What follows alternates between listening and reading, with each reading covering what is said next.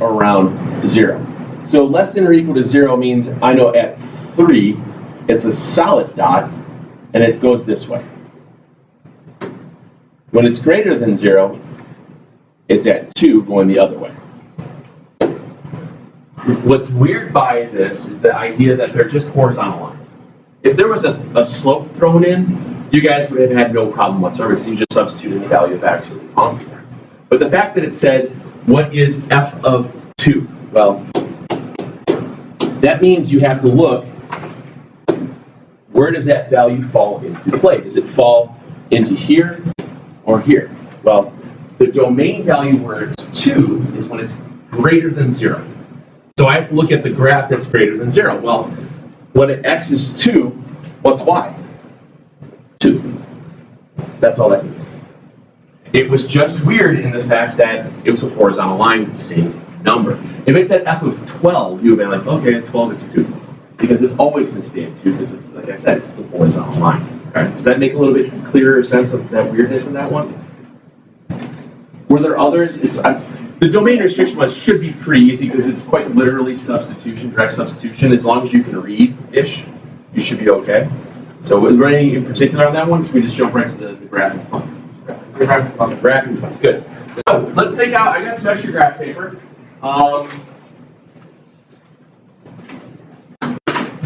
Grab 2. Look, I whole bunch. Grab 2 and set them around. And we have some for this, and we have some for things to do tomorrow as well.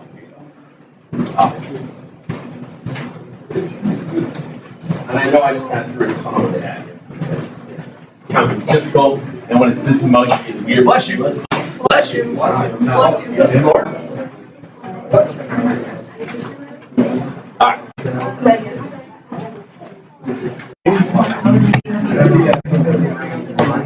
There you go.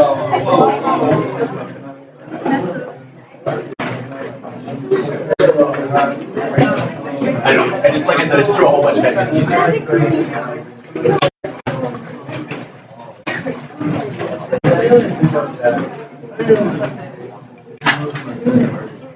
Thank you, thank you. That roll wasn't all that bad for the set. All right. So piecewise functions. What we're looking at here, ladies and gentlemen, are the idea of how the graphs are going to work. Think of it as, when you're talking about this idea of what's called piecewise, you're looking at pieces of function. Now, like I had said earlier, a lot of this stuff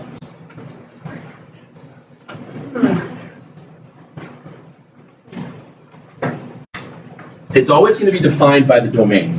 And remember, your domain is your x values, okay? Because what comes first in the alphabet? Domain or range. Domain, what comes first in the alphabet? X or y. What comes first in the alphabet? Sine or cosine? Cosine. There's a reason why I'm saying that. You'll thank me when we get to like February. So. But anyway, what happens here is that we're going to be looking at graphs. And I put in here a very, very easy function. We have f of x equaling x when x is less than or equal to 0. And we have f of x equaling x minus 1 when x is greater than 0.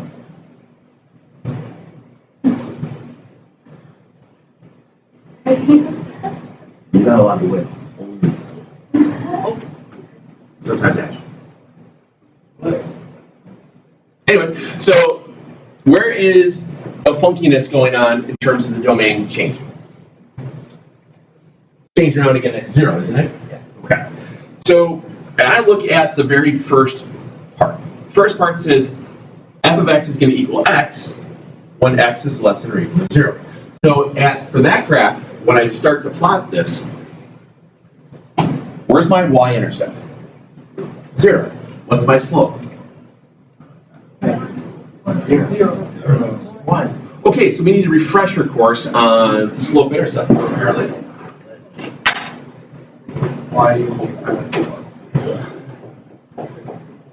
So, if the slope was 0, it would say y equals 0. Or it would say y equals 1, or y equals 3.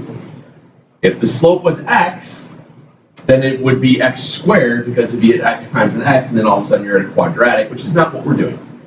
Once again, what's your slope? 1. Thank you. Now, we would normally say with a positive slope, we would start here, and I know it's going to be a solid dot, so I'm just going to fill in with the red dot here. And I'd go up 1 over 1, up and over, up and over, up and over.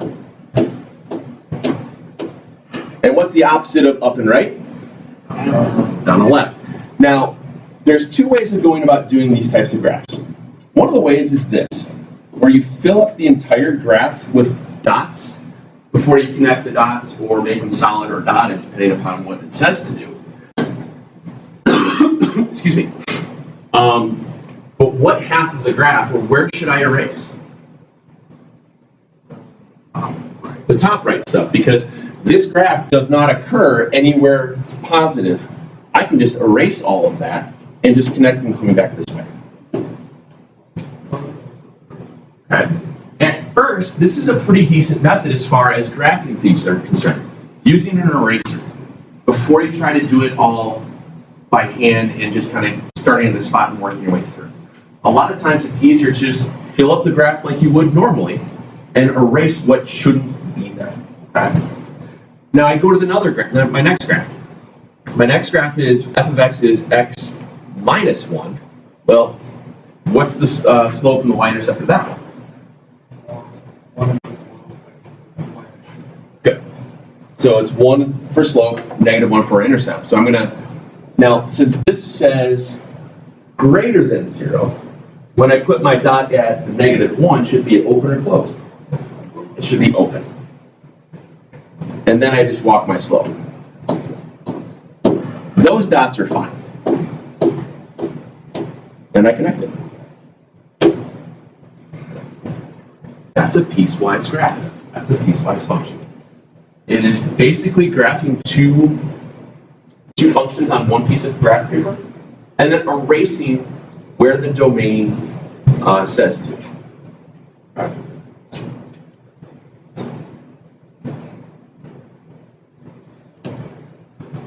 I know you guys all know how to use slope intercept now, except for the fact that some people think slope is x.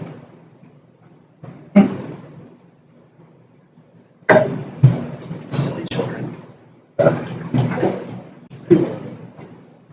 All right. Ooh, forgot to do this face. Let's try another one. We have f of x is 2x minus 1 when x is less than or equal to 1, and f of x is 3x plus 1 when x is greater than 1. Where is the funkiness changing? Around 1, right? Now, another tip that I usually give students when they first start doing these is to draw in a very lightly shaded vertical line where the funkiness occurs. That way you know to pay attention to something happening around 1. So sometimes it's not a bad idea. Just move this over here.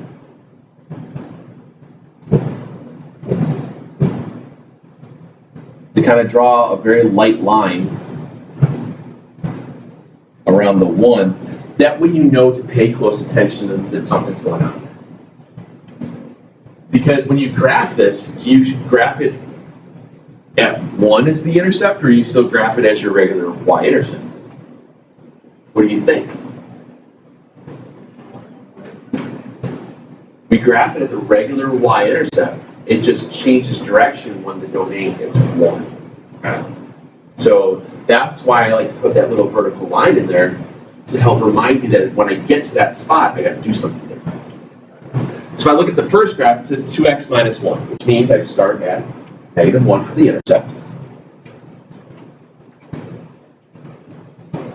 And it says my slope is 2. So if it's a positive slope, what direction do I go? Up and right, okay? So I go up 2 over 1, and I hit my fake vertical line right now that I'm just putting there so I know that something weird just happened. It's about to happen. When I hit that line for this graph, should that be a solid or an open dot? Why? Yeah, it's less than or equal to. Good. So I know that no matter what, it's here. Should I go past that line? No. Why?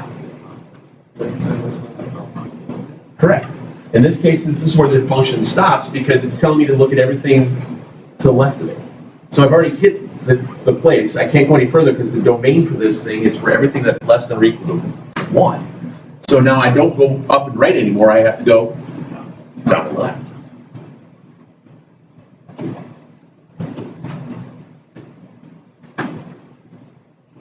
And it looks like that. That's kind of the idea of why I put that little imaginary yellowish line there, to help remind me that, okay, knucklehead, something stupid's going to happen here. I got to figure this out. And that's what I do. Okay. Do it again with the 3x plus 1. This time your y-intercept is at positive 1. And I go up 3 over 1.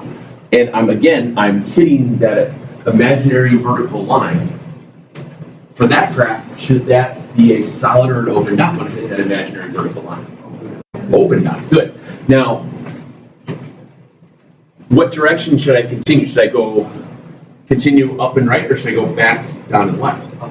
Up and right. What should I do with that little dot that I just made? Start erase it. Very good. Because this dot should not be here because it is bound by the restriction of the domain. Okay? Does that make sense? Let's go back and erase it real quick. Or if you're brave, you're using pen, just put a little X on it. It just tells you that it's not there. I have a bad habit of standing like right here, and I always want this. So I'm sorry. So when I see you guys go like this, I know to move. So I continue up 3 over 1 over 1, and then there's my other graph. It changes direction. Something funky happens in the domain.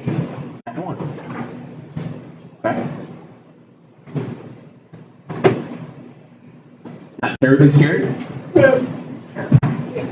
are you guessing? For the other dots? The other dots are fine. No. That's for inequalities. When these are unequal like this, it's all solid. The inequalities will be we won't have them written with the function notation for domain restriction.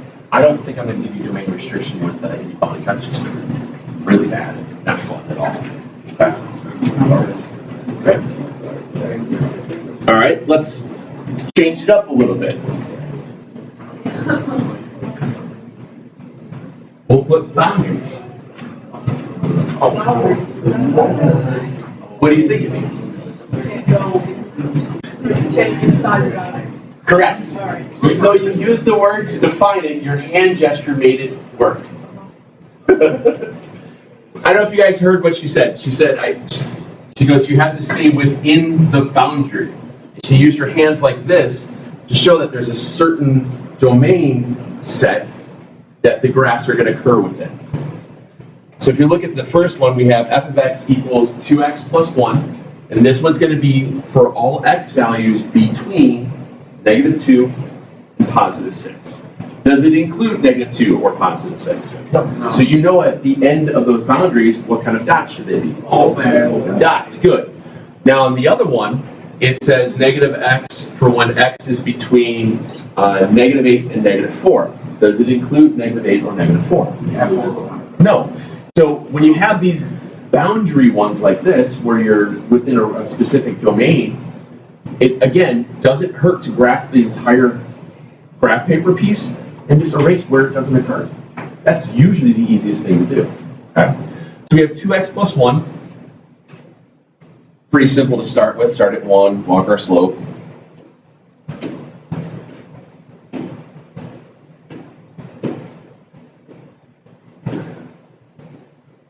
Okay. I walk my slope, but then I'm looking for it to happen between -2 and +6. Well, at -2 is here. So I'm going to kind of make this an open dot, erase what's behind it, and I need to go up to 6, which is here. So I'd have to go up 2 over 1, up 2 over 1. And it's okay that it doesn't fit perfectly. You can kind of fudge it a little bit. All right? And then between these two, just connect it. There's one section of the graph. I'm only looking at that graph that happened between those two values. That's it. Just looking between the one set. All right. For what? Because this one doesn't hit, because we get off the graph, and it's okay to continue on up and over. Like I said, you're just kind of fudging it around. Good morning. Good morning. How are you? I'm great. Just getting some classes today. We're doing pieces of functions. Mind blown. We're thinking boundaries. Nice.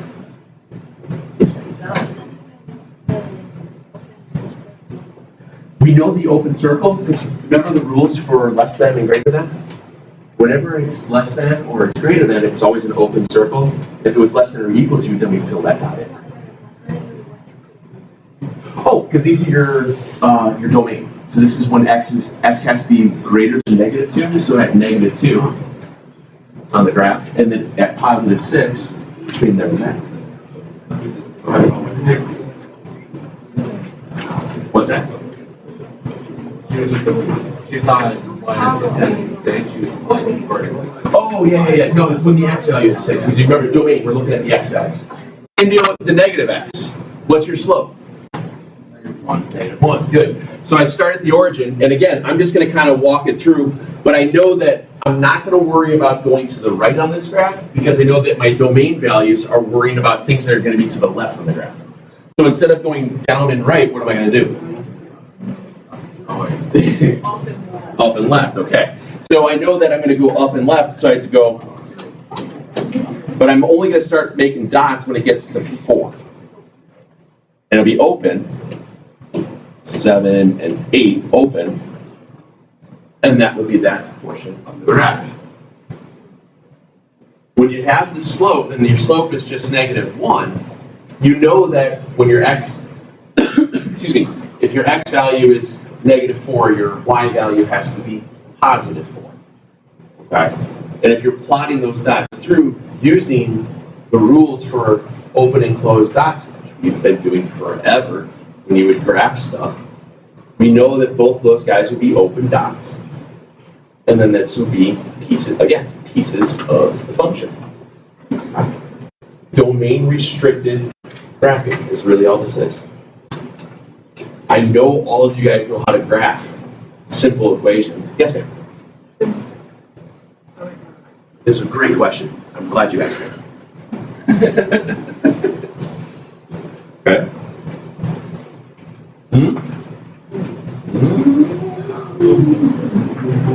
Okay. All right, take a minute and you do this one. Okay. We're running out of time. I don't need step functions today.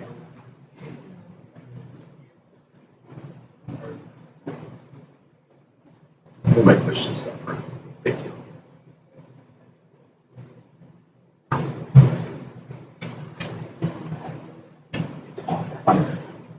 It keeps on emails. It's decent. Sorry, my good. It's nice in the hallways. I'd like to do the math.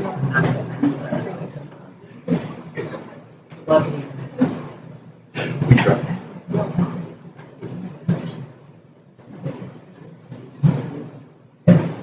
Try. Here's he's not here.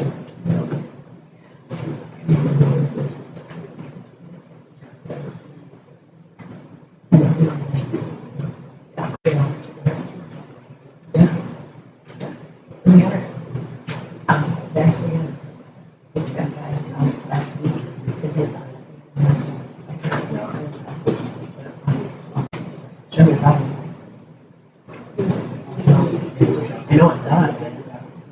Great. Thanks for having me. Yeah, you're not the only one. Yeah. See you later.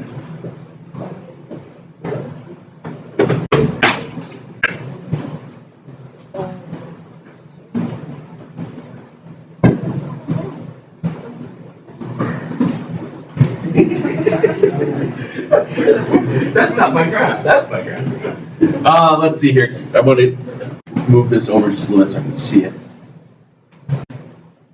So this case, there's just one set of domain funkiness, if you will. If you've got just the one set of funkiness, this would be a bad idea, again, to draw that little vertical line over at +3. Whereas the one we did a minute ago, there was a whole bunch of funkiness. That one you kind of have to take a minute and just kind of reread after you go through it. So if I do my little vertical line around 3, just so I know that something weird's going to happen. Start your slopes, 3x plus 2.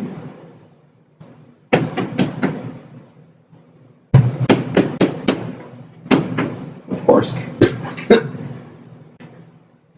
Where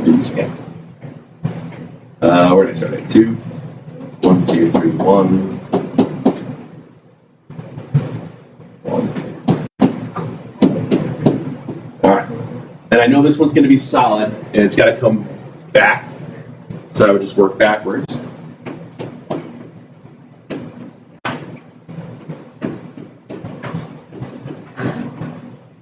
And I'm coming back. And then x minus 1 for when x is greater than 3. -1, slope of 1. Open it. And it goes that way. Then I'll just erase those other dots. Does it look vaguely like that? Yeah. Okay. All right. Well, I think we have just. I'd want to. I don't know if we have enough time to get into this one. Yes. Yeah, it's called a step function. It's quite literally a bunch of horizontal lines that keep moving up. It's not that bad, but I have to explain it and walk you through it. I don't want to push that for 4 minutes. So. Very good. Let's see.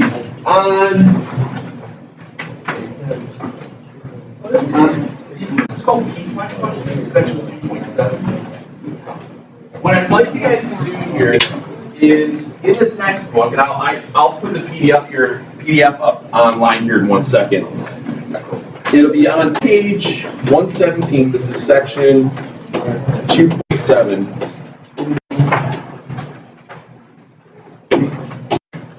I want you guys to try those 6 piecewise graphs. I think you can probably fit them all on the one sheet you already have with you. We'll lose another graphic we gave you guys today because we'll use that one tomorrow. We'll use it to finish with the step functions, and we'll start talking about absolute value ones. We can kind of do all that in the same kind of way. It won't be that bad. All right. Put up this PDF file real fast.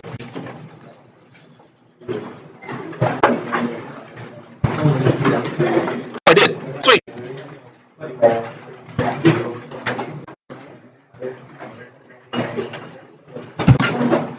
Let's say page 114.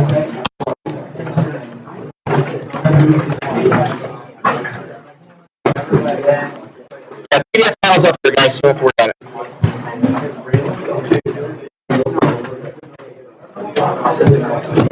That was a little